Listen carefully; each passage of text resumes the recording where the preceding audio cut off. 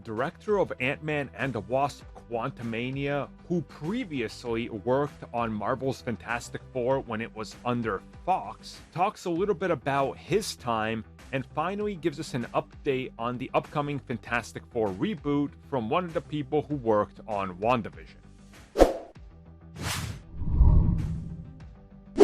So I think most of you know that Matt Shakman is in fact going to be directing the upcoming Fantastic Four reboot. Shakman, of course, really rose to fame, I would say, with WandaVision, so it makes sense that Marvel Studios is doing what they've done before and sort of bringing somebody that's in the family already up to another level. Now, Peyton Reed recently talked to Somos Geeks a little bit about the upcoming Fantastic Four reboot and Ant-Man and the Wasp Quantumania, and he of course opened up about the fact that some 22 years ago, he worked on Fantastic Four, except his pitch was more in line with what comic book films are today. Big, grand scale, grandiose in nature, and at that time, there was just no place for a comic book film like that because they believed it couldn't sell.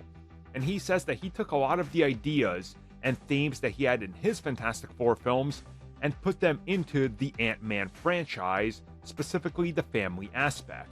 And then he said that he's already seen initial artwork and the direction that they're going for Shakman's Fantastic Four.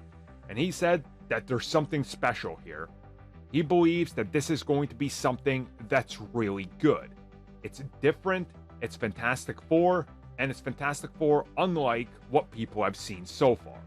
Which probably means it's actually Fantastic Four. Let's be real, the last Fantastic Four was as far as you can really get away from anything Fantastic Four, so it's kind of a step up. And the first two, well, okay, the second two, because the first one from the 90s, the Corman one, we don't talk about because that was essentially what can be described as money laundering to a degree. So yeah, we don't talk about that. But look, Fantastic Four needs to be done right.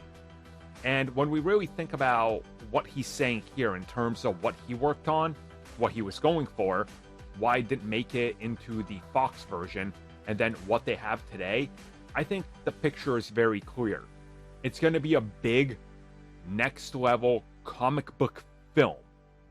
It's going to be something that you're more used to today as opposed to what you were used to back in the day. And again, talking about the family aspect, I think is important because the Fantastic Four are nothing if you don't get the family aspect right. And I know I've already seen some pretty garbage hot takes on how Marvel is going to ruin the Fantastic Four by focusing on family and relationships when, if you've ever picked up Fantastic Four comics, that's literally what they are. They're literally the first family, and they're a family. That's the whole point. And, you know, I've seen some people say they're going to ruin it by adding children, and the whole children aspect is also a major push for the Fantastic Four.